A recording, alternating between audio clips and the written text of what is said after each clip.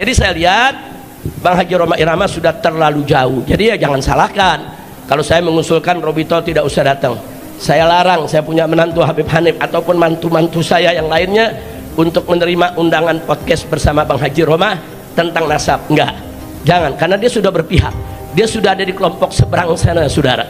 Nah, kalau sudah berpihak berada di kelompok seberang sana, ya saya minta maaf, kita tidak lagi di barisan yang sama. Heboh. Habib Rizik kecewa dengan Rhoma Irama karena tidak teliti dan terbawa arus terkait kasus nasab Balawi.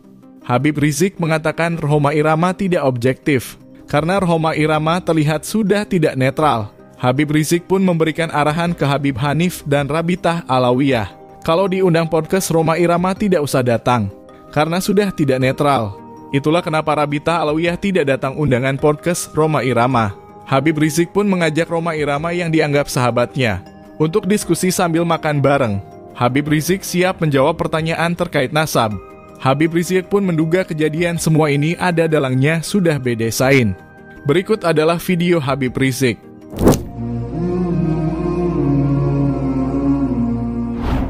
Pada kesempatan ini saya hanya ingin menggarisbawahi saja yang tadi sudah disampaikan di bagian akhir daripada pelajaran oleh Habib Hanif. Habib Hanif dengan tangkas dan cerdas, saudara, sudah menguraikan kepada kita tentang persoalan nasab. Jadi memang saat ini fitnah nasab ini, saudara, sepertinya sengaja disebarluaskan untuk memecah belah umat, ngadu domba habaib dan kiai, saudara. Dan sepertinya juga memang ini ada yang modali semua ini, saudara. Nah, karena itu kita harus waspada. Jadi kalau dalam kitab fikih, saudara, kalau bicara penetapan nasab anak yang baru lahir, itu tentunya yang pertama adalah al-walad lil firash. Jadi anak itu, saudara, kita bisa tetapkan nasab anak siapa kalau kita sudah sama menyaksikan ada ibunya, ada bapaknya, nikah, kemudian istrinya hamil melahirkan. Itu sudah sabit nasab, saudara. Atau dengan kesaksian, kita nggak lihat nikahnya, saudara, tapi dengan kesaksian orang-orang dipercaya bahwa mereka memang suami istri dan seterusnya, saudara.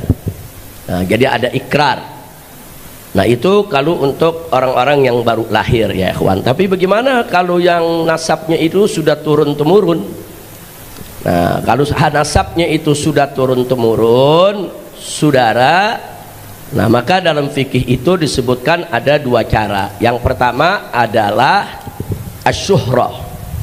Nah, jadi kalau dia sudah masyhur, dia itu keturunan siapa, jangan coba-coba untuk kita bantah. Dan ini berlaku bukan di bangsa Arab saja, seperti umpamanya di bangsa Indonesia, seperti di Sumatera Utara umpamanya, di sana ada marga-marga, ada Nasution, Nenggolan, Siahaan, Lubis, saudara. Nah, kalau memang mereka punya nasab dari keluarga-keluarga marga-marga tersebut, saudara, nggak boleh kita bantah. Dia sudah Nasution, ya akui dia Nasution. Nah, jadi jangan coba-coba, wah ini Nasutionnya mesti diperiksa dulu, di DNA dulu. Nggak ada itu, saudara. Nah, jadi kalau memang dia sudah mengakui, masyarakatnya juga sudah mengakui, oh ya ini anaknya sefulan, dia marganya Nasution. Atau masyarakat di Sipuhuan, itu banyak marga Lubis, saudara, oh ya ini memang turunannya, nasabnya dia dari keluarga besar Lubis. Jangan coba-coba dibantah, saudara, kita nggak punya hak. Nah, kalau kita ngebantah itu namanya at-ta'an fin nasab, menyerang nasab orang.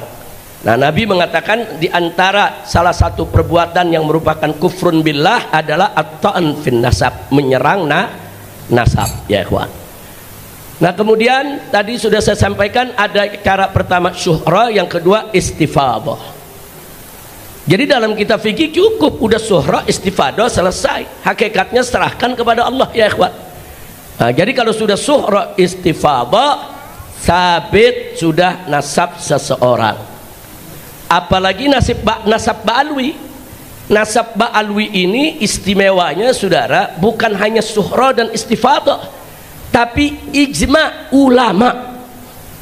Luar biasa. Nggak mudah cari nasab di zaman ini, saudara, yang diijmakan oleh ulama dari semua mazhab, bukan hanya mazhab Ahlus Sunnah wal Jamaah. Saudara, ulama-ulama, pemuka-pemuka kalangan Salafi, Wahabi, saudara, mengakui, walaupun ada beberapa yang nawasib yang nggak mengakui, saudara. Kemudian ulama-ulama Ibadiyah ini dari kalangan Khawarij, ada di negeri Oman, mengakui nasab Ba'alwi, saudara, sabit dzurriyyatur Rasul. Begitu juga ulama-ulama Syiah, saudara, di Irak, di Iran, semua mengakui bahwa nasab Ba'alwi itu adalah dzurriyyatur Rasul, saudara. Dan ulama-ulama Ahlus Sunnah seperti Ibn Hajar, Imam Sakhawi dan lain sebagainya, semua sudah mengakui. Bahkan saat ini, saudara, ulama-ulama besar seperti Syekh Ali Jum'ah di Mesir mengakui nasab Ba'alwi. Bahkan ketika beliau ditanya, beliau jawab, nasab Ba'alwi ini sabit bil ijma', saudara. Nah, nggak sampai di situ, bahkan ulama-ulama Indonesia, saudara, seperti Buya Hamka mengakui Ba'alwi itu dzurriyyatur Rasul. Nah, jadi ada apa ini tiba-tiba kelompok mau korek-korek nasab dan menafi nasab, dan dengan sombongnya mengatakan walaupun ulama sedunia sudah mengakui, saya tetap tidak mengakui. Itu namanya anid, keras kepala, saudara, sombong, angkuh. Nah, kalau sudah seperti ini, saudara, sudah tidak perlu diajak diskusi lagi. Nah, karena prinsipnya walaupun ulama sedunia mengakui, saya tetap tidak mengakui, ya mau buat apa lagi diajak diskusi. Nah, jadi ini yang perlu kita jelaskan. Jadi apa yang disampaikan oleh Habib Hanif di mimbar-mimbar, saudara, di majelis-majelis, di mana tempat, saudara, itu sudah sangat luar biasa. Nah, kelompok-kelompok ini, saudara, sebagaimana tadi yang disampaikan oleh Habib Hanif, mereka sudah melakukan rasis. Rasis ini dilarang oleh undang-undang internasional. Bahkan dalam undang-undang Indonesia pun dilarang bersikap rasis, saudara. Nah, bersikap rasis seperti menghina suku orang, menghina nasab orang, menghina satu golongan kelompok, saudara, ditindas, itu rasis. Sikap rasis dan fasis, saudara, dilarang bukan hanya oleh negara Islam. Negara-negara kafir sedunia semua melarang. Nah, begitu juga Perserikatan Bangsa-Bangsa. Jadi undang-undangnya jelas, rasis ini tidak boleh. Cuman yang saya heran, Mabes Polri sampai saat ini diam. Nah, ini perlu saya kupas sedikit, saudara. Jadi kami sudah mengirim sejumlah advokat untuk mengawal seorang Ba'alwi ke Mabes Polri untuk membuat laporan, karena sikap rasisnya ini, saudara, sudah kelewat batas. Pertama, ada caci maki, hinaan, pelecehan, bahkan ancaman sweeping. Jangan lupa itu. Ini sikap rasis sudah kelewatan. Jadi dia bukan hanya mengumbar kebencian, menyebar kebencian, saudara, tapi juga membahayakan keselamatan nyawa Ba'alwi. Kita tidak takut, tapi ini nggak boleh dibiarkan, saudara, harus diproses secara hukum. Kita kirim pengacara, saudara, dan kita kirim Ba'alwinya untuk melapor. Sampai di sana diskusi lebih dari 4 jam di Mabes Polri, sampai ke meja cybercrime, saudara, kriminal daripada kriminal cyber, saudara. Enggak dilayan, mereka tolak. Nah, justru sekarang yang saya ingin protes adalah Mabes Polri. Saya ingin protes langsung ke Bapak Kapolri. Ada apa? Ini ancaman rasis, melanggar undang-undang. Ini ancaman sweeping, membahayakan keselamatan orang. Ini mengganggu ketertiban umum. Ini membuat kegaduhan. Dan ini disebarluaskan kebencian itu lewat ITE. Ada undang-undangnya semua. Kenapa tidak ditindak? Kalau alasannya belum ada yang lapor, bohong. Kita sudah kirim, saudara. Saya bisa hadirkan pengacara-pengacaranya, saudara, dan Ba'alwinya yang melakukan laporan di sini. Nah, jadi ini ada apa? Nggak dilayani, ada apa? Apakah ini memang pesanan rezim sehingga Kapolri nggak berani? Apakah ini proyek, saudara, dari BEN atau BNPT atau apa. Kita bertanya, kita tidak menuduh, kita bertanya kenapa. Ini kan ada kekuatan yang membuat Kapolri nggak berani bertindak, saudara. Siapa itu yang punya kekuatan di atas Kapolri? Nah, jadi kita bertanya, ada apa? Kan kita Mbak Alwi mau ikut prosedur hukum. Ayo kita prosedur hukum. Saudara, ditolak. Saudara, dengan berbagai macam cara. Pertama, begitu melapor, apa dia bilang? Wah, ini Mbak Alwinya ini yang mau melapor harus ada surat tugas dari Robitoh Alawiyah. Ada urusan apa surat tugas dari Robitoh Alawiyah? Dia melapor atas nama dirinya, seorang Mbak Alwi yang diancam. Tidak ada urusan dengan Robitoh Alawiyah, dan dia datang sebagai pribadi Mbak Alwi, bukan atas nama Robitoh Alawiyah. Setelah berdebat, apa kata mereka? Wah, ini kan laporannya laporan menyangkut ITE. Ada rekaman, ya kita minta dari kepolisian untuk ditranskrip dulu. Baik, pengacara kita kerja langsung transkrip itu ucapan di situ juga, saudara. Nah, setelah itu ada lagi, saudara, wah ini sulit dibuktikan, ini harus beginilah, harus begitulah, sampai akhirnya dipertemukan naik lantai 15 atau 16 itu di Mabes Polri, tempat cybercrime. Diterima kok oleh kepala bagian di sana, saudara. Berdebat, ujung-ujungnya mereka minta, ya sudah hadirkan saja nih, ini kan mesti ada saksi bahasa, ini mesti ada saksi agama, ini mesti ada saksi ahli ini ahli itu. Saksi-saksi itu tugas polisi dalam penyelidikan dan penyidikan, bukan tugas pelapor. Jadi saya bingung, kok jadi BAP saksi-saksi ahli, saudara, diminta dari pelapor? Sejak kapan? Saya ini udah berkali-kali ngadepin pengadilan, sudah berkali-kali di BAP, sudah berkali-kali di penjara, sudah berkali-kali di sidang. Kita tahu itu cara kerjanya, saudara.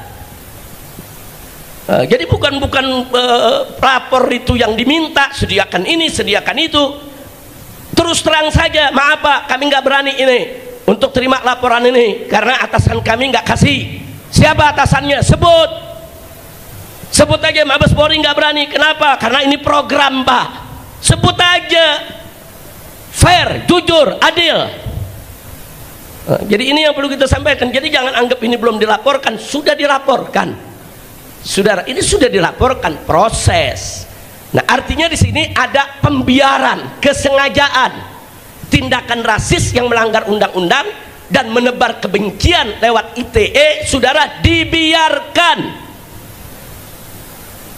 Dan mereka gerilya datang kemana-mana, saudara, menebar fitnah.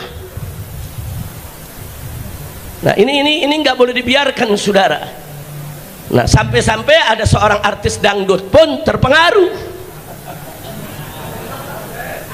Kemudian dia ada rekamannya mengatakan, Habib Rizik minta telepon saya kepada seorang ustadz, katanya ingin menegur saya. Siapa lu? Pakai ngomong siapa lu, saudara? Mestinya tabayun dulu. Saya memang mencari nomor telepon Bang Haji Roma, saya sebut namanya, saudara. Kenapa? Karena beliau sahabat saya. Saya kehilangan nomor karena apa? Karena saya punya handphone, memang nomor-nomor lama udah hilang semua, saudara. Saya cari, saya mau komunikasi.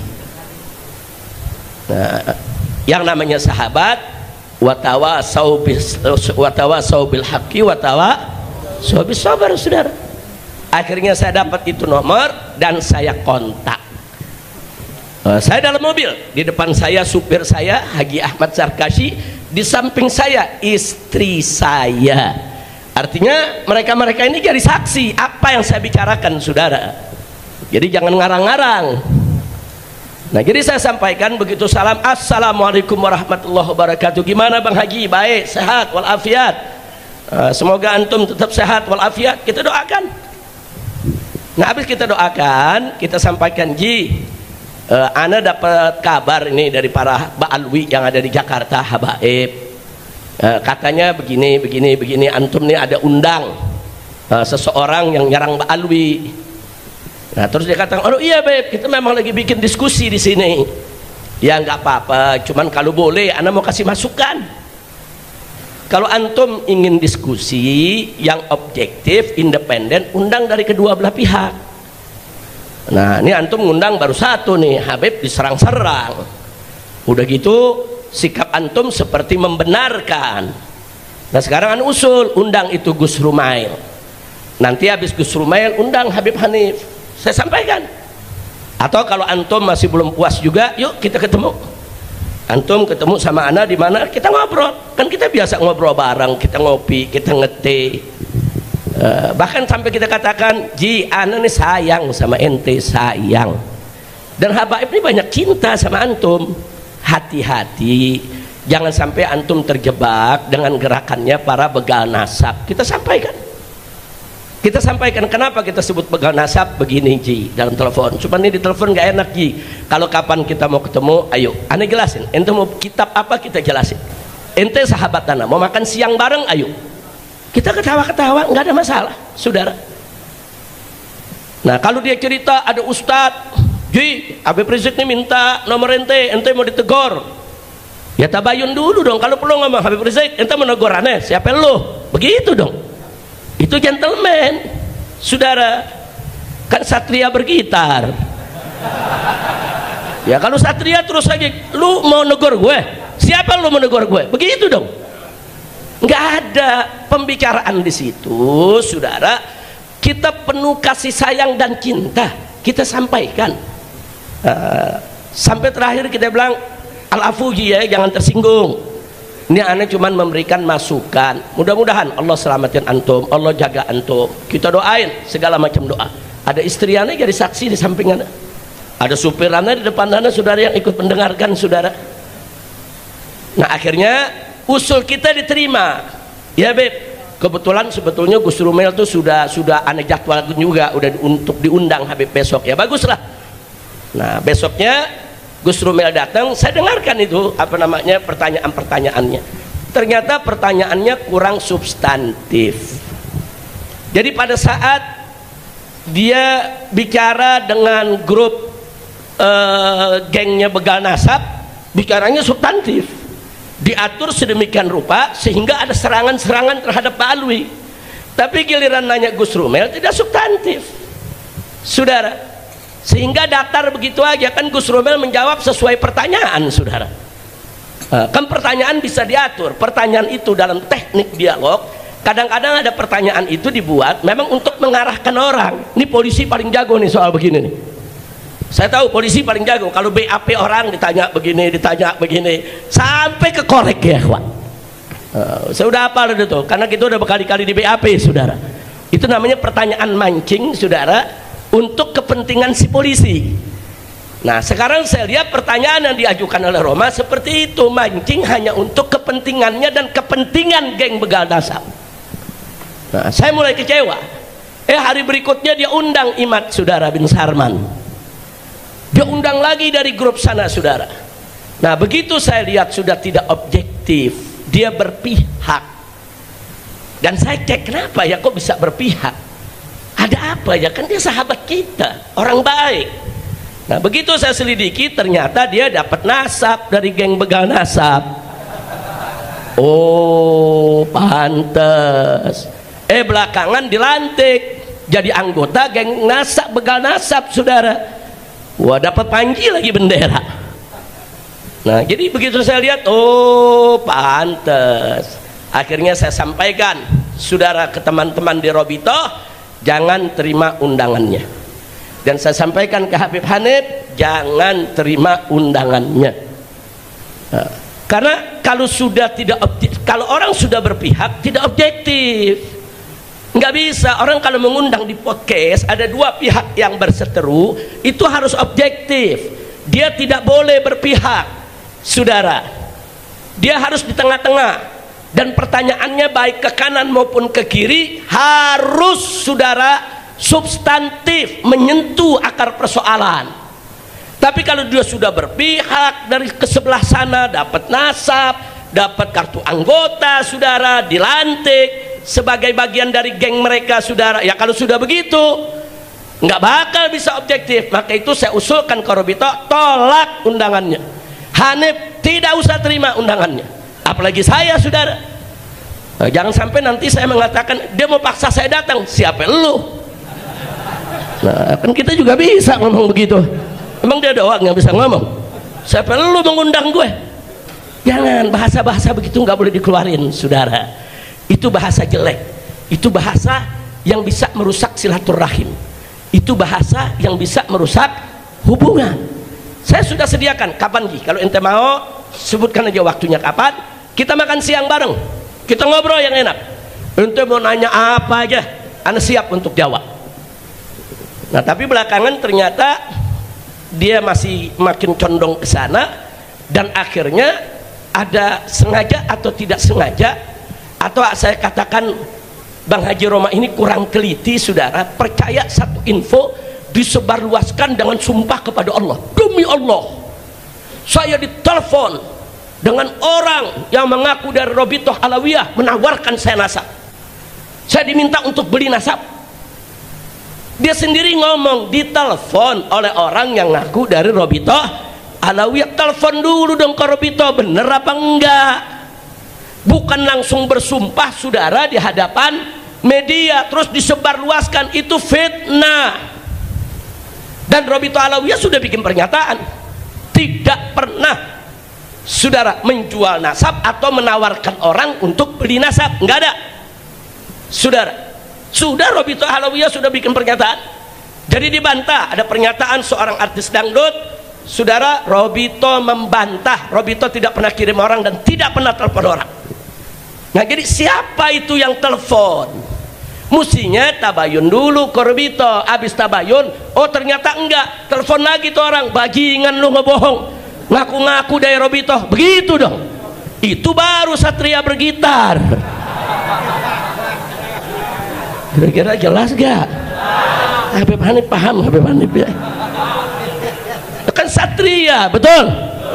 Tanya tabayun, saudara. Nah, sampai akhirnya orang geger di mana-mana, saudara. Nggak boleh. Bang Haji, ini di rekaman ini saya mau sampaikan, ente tuh kawan ana, sahabat ana sayang ente, ana cinta ente.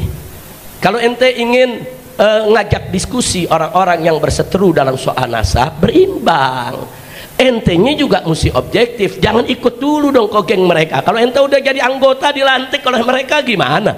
Kalau ente udah dapat nasab dari mana, dari mereka bagaimana? Ente nggak bisa objektif. Nah, jangan nanti, saudara, akhirnya ujung-ujungnya kita semua diundang hanya untuk narik follower aja. Nah, ini kan urusannya kan YouTuber bawaannya menarik follower aja, mau salah mau bener, yang penting follower banyak. Kadang-kadang ada orang gara-gara follower lera tuh, mandi di lumpur, mandi kotoran, ada yang aneh-aneh gara-gara untuk apa tuh? Follower. Kenapa sih bisa begitu? Karena makin banyak follower, makin banyak duit yang masuk dari YouTube. Janganlah. Nah, yang begitu-begitu jangan kita lakukan. Jangan hanya sekedar untuk menarik follower terus bikin gaduh di tengah-tengah masyarakat. Dan ada lagi satu yang saya sesalkan, dia menyampaikan bahwa Ba'alwi ini punya doktrin sesat. Dari mana?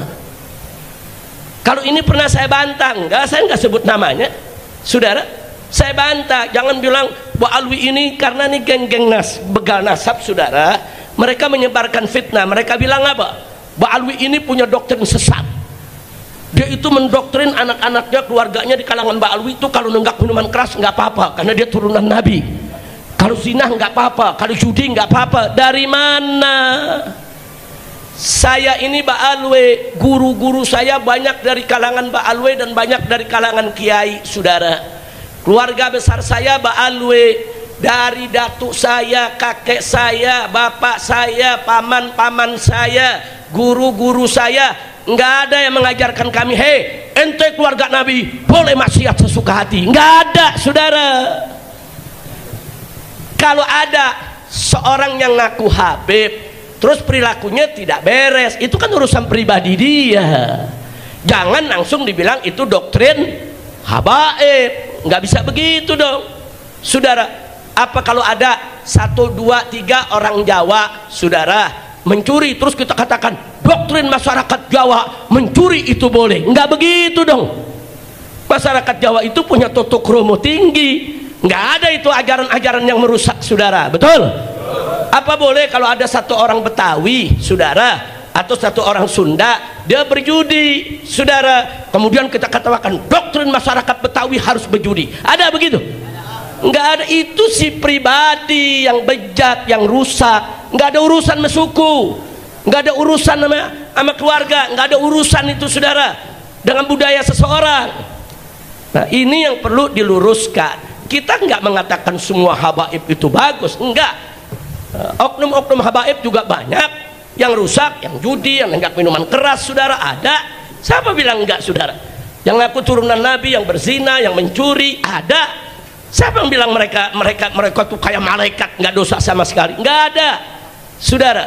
Tapi jangan perbuatan pribadi-pribadi tersebut langsung dirangkumkan, saudara, disebarluaskan di tengah masyarakat. Inilah doktrin habaib. Sampai mereka datang ke MUI, mereka kumpulkan berita-berita tentang oknum-oknum habaib yang rusak, disatukan, dibawa ke MUI.